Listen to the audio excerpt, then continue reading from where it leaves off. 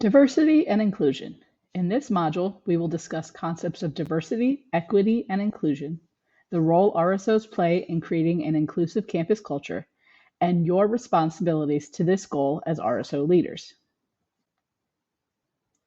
The concept of diversity includes all of the ways in which people differ and encompasses the varying characteristics that make one individual or group different from another.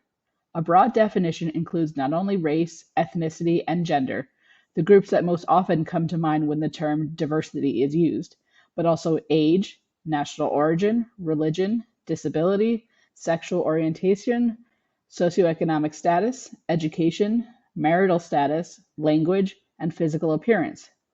It also involves different ideas, perspectives, and values.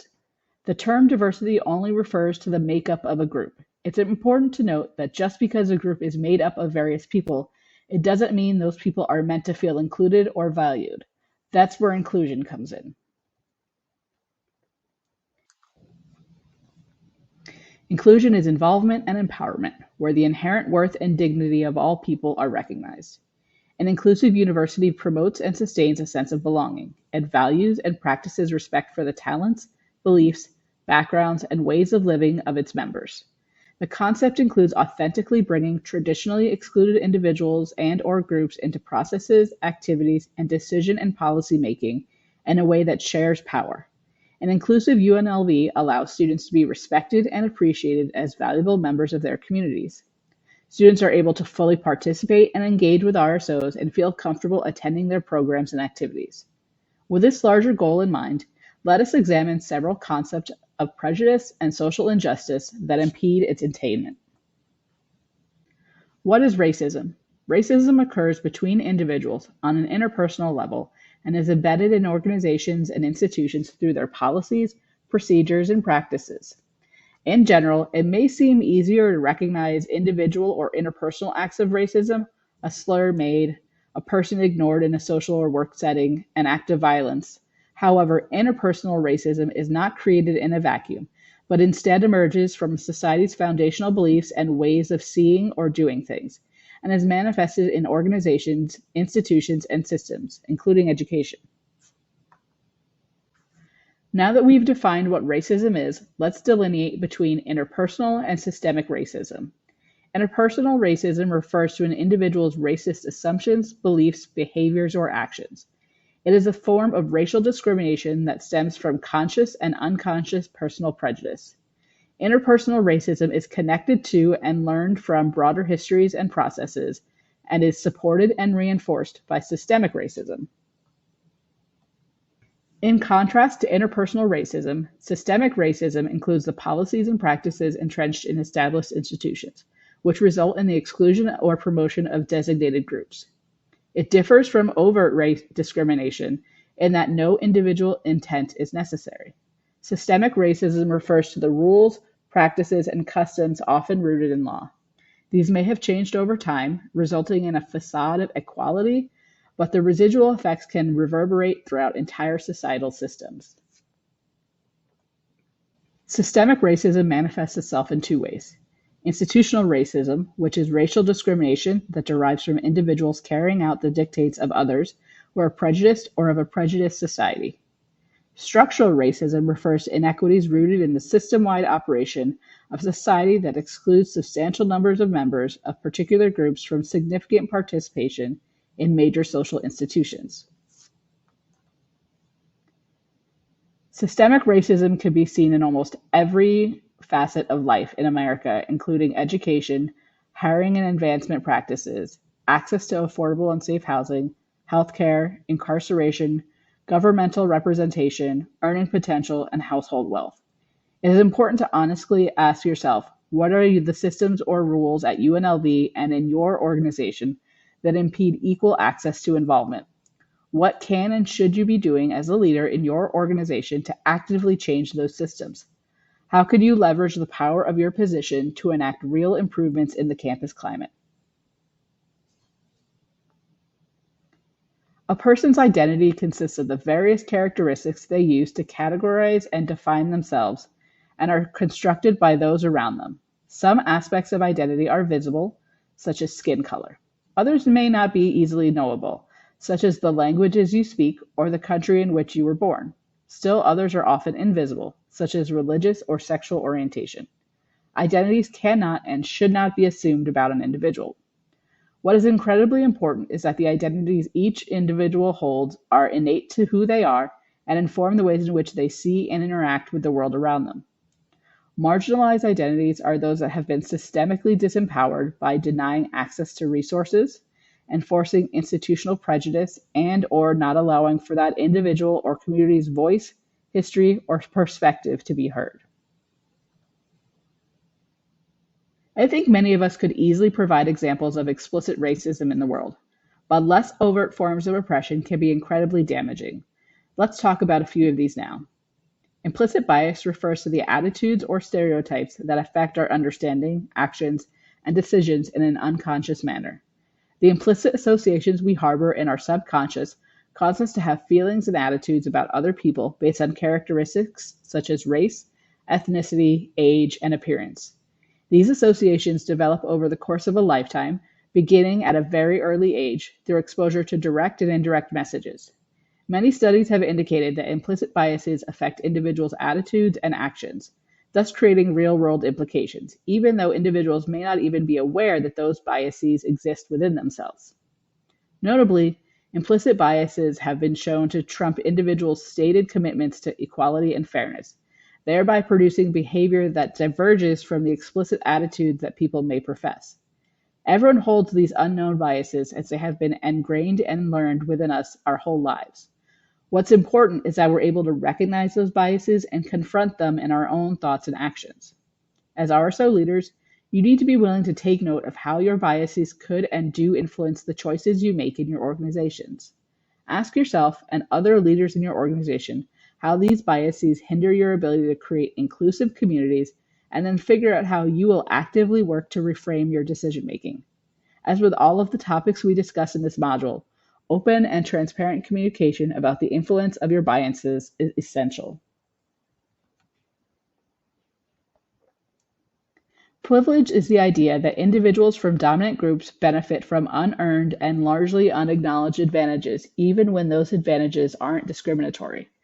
It can serve to oppress individuals in marginalized identities. Being part of a privileged group doesn't mean your life hasn't been hard or that your accomplishments are unearned. It means that your identity in a marginalized group isn't one of the things making it harder. Simply put, these are the benefits you were born into and have done nothing to earn. Privilege is hard to see for those of us who were born with access to power and resources. It is very visible for those to whom privilege was not granted. The subject can be extremely difficult to talk about because people in dominant groups don't necessarily feel powerful or that they have been afforded things that others have not. As Dr. Frances Kendall wrote in the book Understanding White Privilege, it is sort of like asking fish to notice water or birds to discuss air. For those who have privileges based on race or gender or class or physical ability or sexual orientation or age, it just is. It's normal. There are plenty of other types of privilege, but white privilege is perhaps the most enduring throughout American history. Let's examine just a few of these. Race. White individuals likely don't worry about that their ethnic name will prevent them from getting a job interview, or that they may be stopped by the police simply because of the color of their skin. Citizenship. Simply being born in this country affords you certain privileges that non-citizens do not have access to. Class.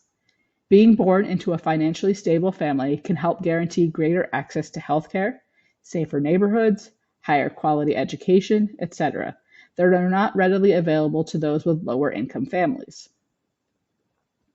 Sexual orientation. By being born heterosexual, every state in this country affords you opportunities that queer communities have to lobby and fight for in the Supreme Court. Gender and sex. By being a cisgender male, you are more likely to be hired, promoted, and paid more for work of equal value. By being born cisgender, you aren't concerned when going out in public that you can safely enter the bathroom of your choosing. Ability. By being born able-bodied, you probably don't have to worry if every classroom you enter or event you attend will accommodate your mobility, hearing, or vision needs. How does knowledge of your privilege affect the decision-making and leadership of your organization?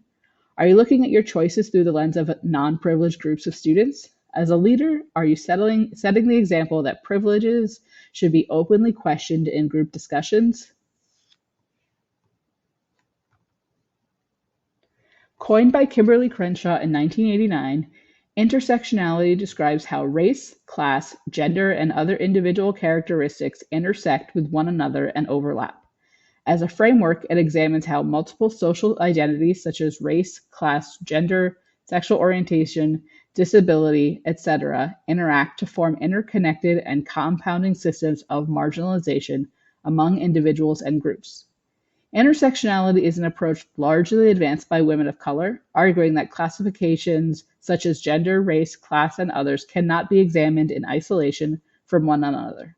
They interact and intersect in individuals' lives, in society, in social systems, and are mutual importance.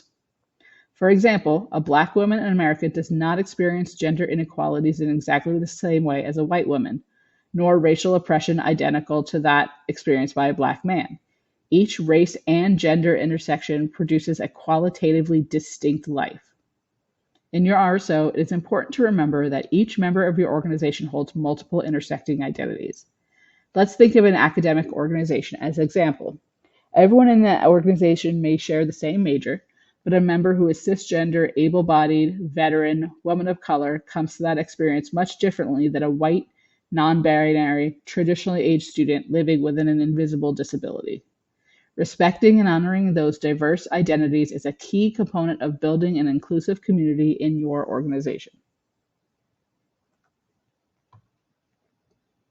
Racial color blindness refers to the idea that people don't see race and view everyone as the same. When someone says or thinks they don't see people differently because of race or ethnicity, they are erasing that person's lived experience. They are saying, I don't see you for who you are. I'm seeing you as I want to see you. Acknowledging differences is not a bad thing. These identities are an incredibly large part of who a person is. The idea of a colorblind society, while perhaps well intentioned, leaves people without the language to discuss race and examine their own bias. Color blindness relies on the concept that race based differences don't matter and ignore the realities of systemic racism. For those in marginalized groups, hearing this term can feel like their culture and history are not valued, which can sometimes be the opposite intention of those who say it. Microaggressions are commonplace daily verbal, behavioral, and environmental indignities that communicate hostile, derogatory, or negative slights and insults to marginalized individuals or groups.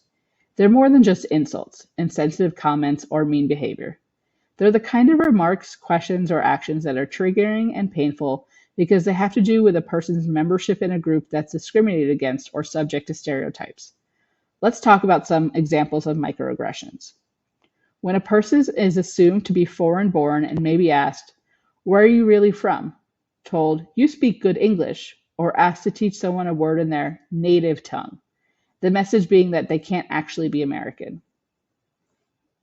When the intelligence of an individual is assumed based on their race, they may hear something like, you are so articulate, which communicates the idea that someone of their race is not expected to be as intelligent as someone of another race. On the other end of the spectrum, assuming an Asian person is good at math or science simply because of the idea that all Asians are good at that. Assuming the criminal intent of an individual based on their identity. This could be seen as an individual who crosses the street simply because they see a person they assume to be a threat walking their way, or a store owner following them around because they assume all individuals of that race steal. Asking or expecting someone to shorten or anglicizing their traditional name because it seems too difficult for you to learn to pronounce. These microaggressions often happen casually, frequently, and without harm intended. The impact, on the other hand, can be incredibly traumatizing for Black, Indigenous, and people of color or those of other marginalized identities who have likely heard these microaggressions repeatedly over time. As RSO leaders, not only should you be actively working to avoid using these microaggressions yourself, but you should be knowledgeable enough to notice that when you hear or see them and courageous enough to call them out. They may seem small and insignificant in the moment to someone with privilege, but the accumulation of microaggressions over time can cause environments to feel exclusionary and unsafe for members in your organization. Cultural appropriation is the theft of cultural elements for one's own use, commodification, or profit, including symbols, art, language, customs, etc., often without understanding, acknowledgement, or respect for its value in the original culture. This results from the assumption of a dominant culture's right to take other cultural elements. Appropriation exploits marginalized people out of the credit they deserve for their creations. The reason appropriating these cultural elements is offensive stems from a lack of true understanding of their significance and a lack of respect for their culture. Often, the way they're used merely perpetuates a myth or provides profits for someone outside of the community. Promoting the myths rather than the truth behind the story trivializes entire cultures and communities. By overlooking the real stories, it's easy to disregard the suffering people have endured. Let's talk about some examples. Sugar skulls as decorative elements by non-Mexicans. Halloween costumes that stereotype or diminish another culture, such as dressing up as Pocahontas. Fashion shows where individuals wear the hairstyles of other cultures as a fashion statement without the negative consequences often felt by the marginalized groups that they belong to. Referring to a group of people as a tribe or a meeting as a powwow, which can negate the significance of these terms to indigenous people. As cultural historian Danielle Bainbridge said in her PBS series Origin of Everything, appropriation happens when you have a position of power or a member of a dominant culture who is able to take the parts of a marginalized culture that you enjoy, divorce them from their original meaning, and use them for entertainment value without considering their original context or having to deal with the negative ramifications that someone from that culture would have to deal with as a result of that same action. So while it may seem harmless to the person who is extracting and enjoying the culture, the resulting damage can have real-world consequences and implications for the people whose culture has been misrepresented or misused. Cultural appreciation is when you earnestly seek to learn about or explore a different culture. You learn, you listen, you strive to understand. You seek to honor its beliefs and traditions, not for your own personal gain, but to simply honor the culture and its people. Let's talk about an example of a culturally appreciative activity your RSO can engage in. Instead of the earlier example of just using sugar skulls to decorate your Halloween event, the organization could co-sponsor a collaborative event with another RSO that celebrates Mexican culture, where you learn about the history and cultural significance of sugar skulls as part of the celebration of Dia de los Muertos. Let's now turn our focus to the makeup of our UNLV community. UNLV is currently ranked as one of the most diverse colleges and universities in the US by US News and World Report. In addition, UNLV is designated by the Department of Education as a minority serving institution, known by the acronym MSI, a Hispanic serving institution, known by the acronym HSI, an Asian American, Native American, Pacific Islander serving institution, commonly referred to by the acronym ANAPISI. An important thing to note here is that these are distinctions based on the statistics of UNLV and do not speak to how well we serve and support these populations. Let's drill down a bit further on some of these demographics. 57% of UNLV's degree-seeking undergraduates reported being part of a racial or ethnic minority. Of that, Hispanic students make up the largest minority of undergraduate student group at UNLV at 19%. Approximately 1,800 students are active duty, reserve, or veterans of the military, and UNLV is ranked as a top 15% veteran-friendly university. There are roughly 1,100 international students at UNLV. 25% of undergraduate students are over the age of 25. Undergraduate students over the age of 25 are often considered to be non-traditional. Other attributes of non-traditional students may include those who have served in the military, have children, worked for a number of years before pursuing higher education, and often work full-time while enrolled, to name a few.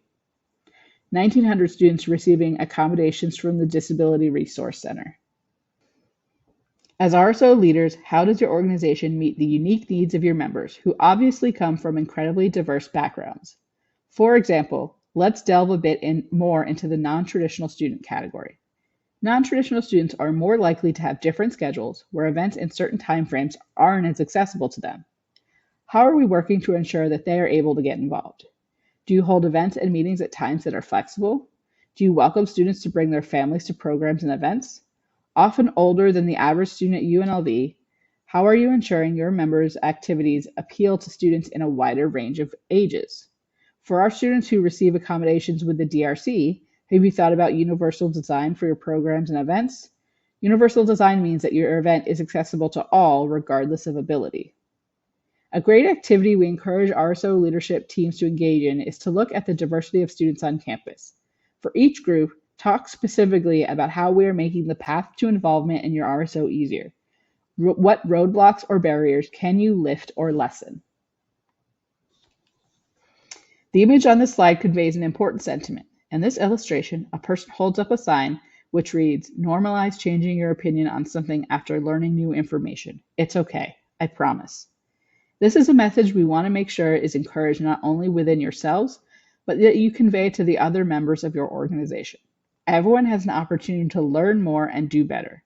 Being able to do so comes from an understanding that it's okay to afford yourself the space to unlearn problematic behavior, admit to previous mistakes, and move forward with a commitment to improvement.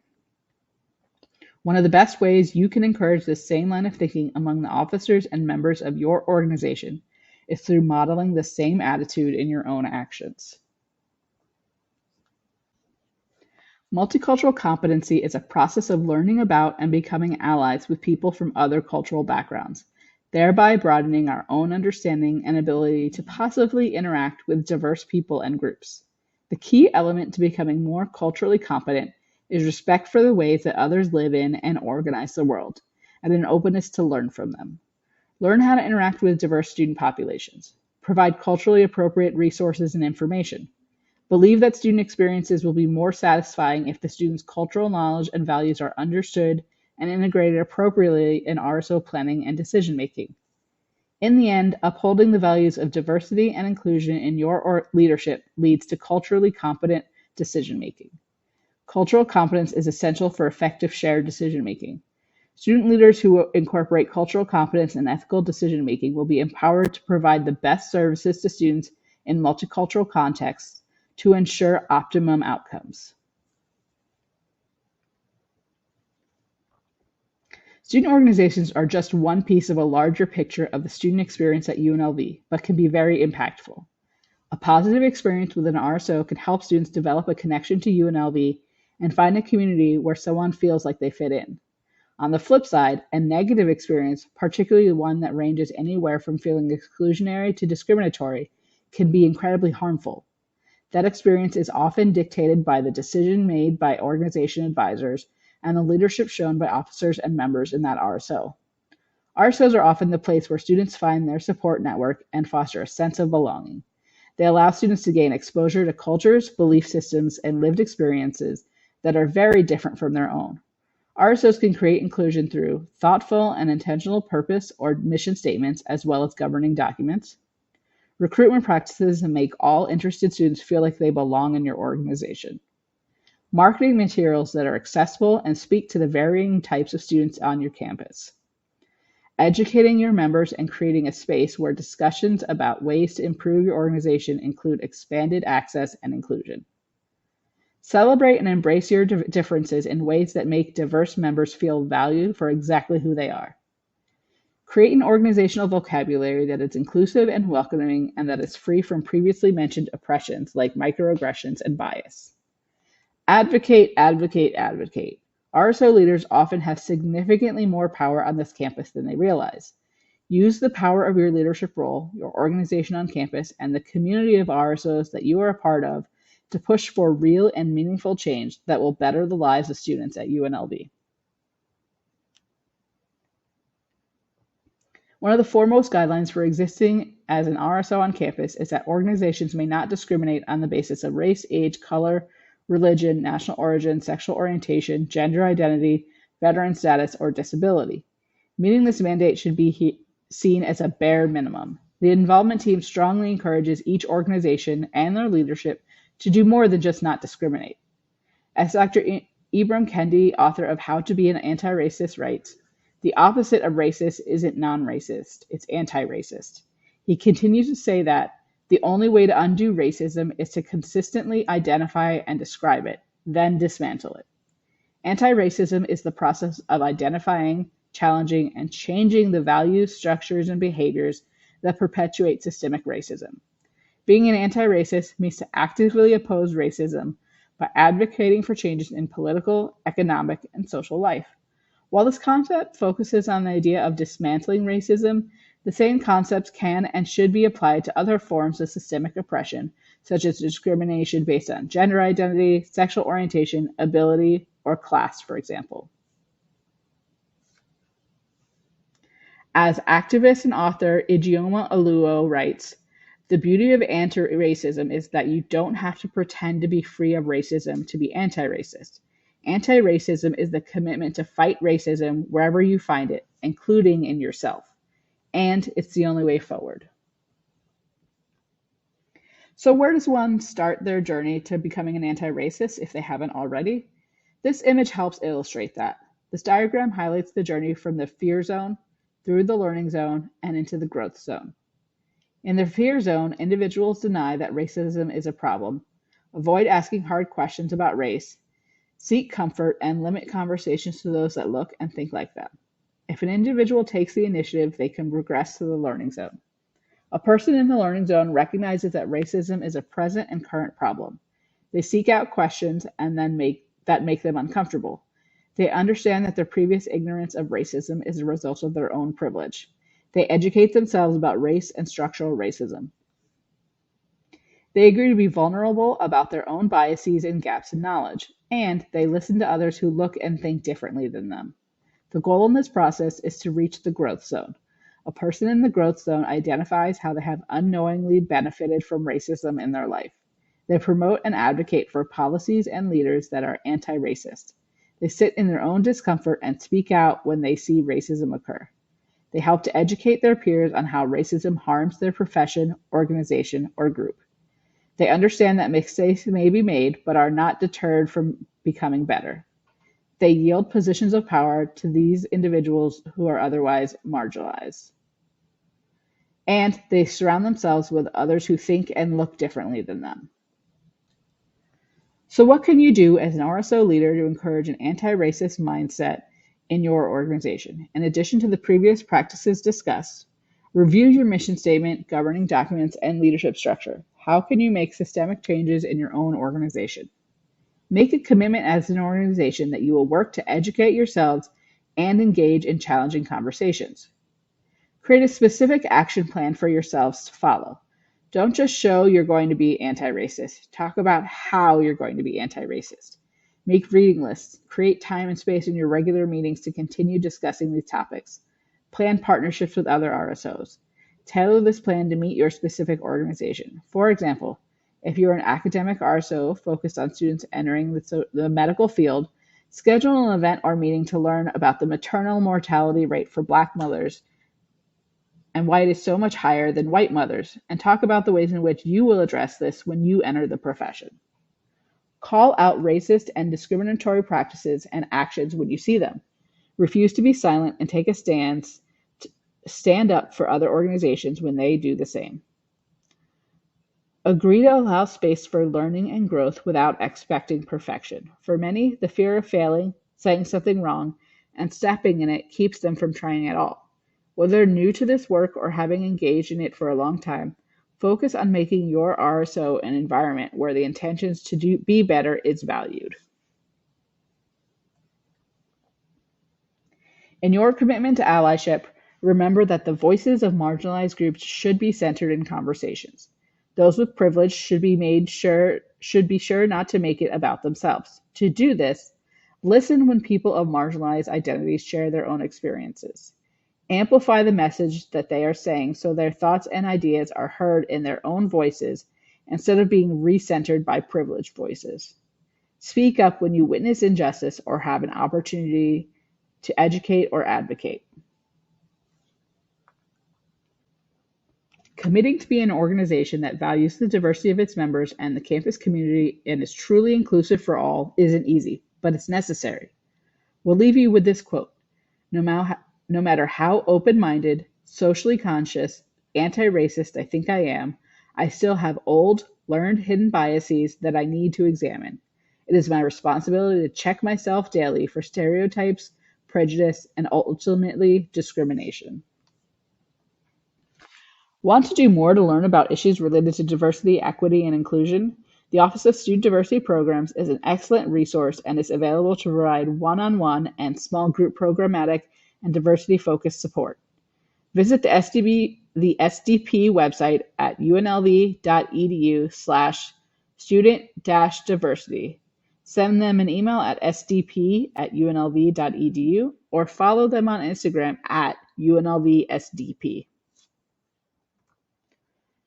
References used for developing this training, as well as additional resources to learn about social change, can be found online at bit.ly/RSO mod references.